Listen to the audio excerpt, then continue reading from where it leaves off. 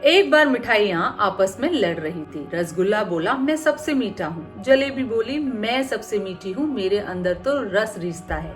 इमरती देवी ने चुटकी ली और बोली तुम में से भले ही रस टपकता हो पर सबसे मीठी तो मैं हूँ।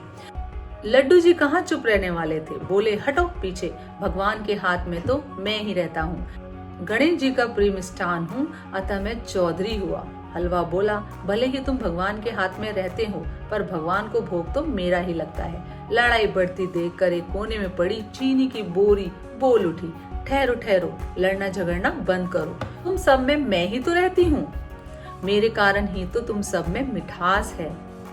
मैं नहीं तो तुम सब कुछ भी नहीं, तुम्हारा कोई अस्तित्व नहीं, तुम तो केवल आटा मैदा सूजी बेसन और पिसी हुई उड़द की दाल हो। मैं ही तुम्हारी आत्मा हूँ।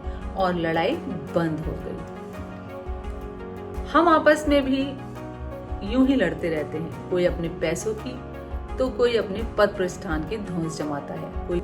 कोई कहता है मेरा कुल खानदान ऊंचा है, कोई बड़े भवन भूमि विस्तार बड़ी गाड़ी का गुमान पाले दूसरों को दबाना सताना चाहता है।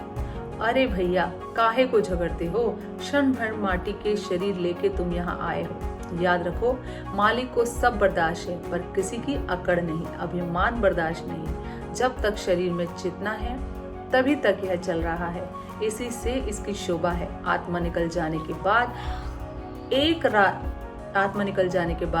रात भी इस जड़ शरीर को घर में रखना भारी पड़ जाता है। पर विडंबना देखिए कि उस आत्मत्व को हम पहचानते ही नहीं और सारी जिंदगी बस हम अपने आप को ऊंचा और दूसरे को नीचा ही समझते हैं। कभी ऐसा भी होता है कि हम भले जरूर ही ऊंचे पद में और पैसों में बड़े हों, हमें सामने वाले को नीचा दिखाने का कोई हक नहीं, क्योंकि सबसे बड़ा ऊपर वाला है। धन्यवाद।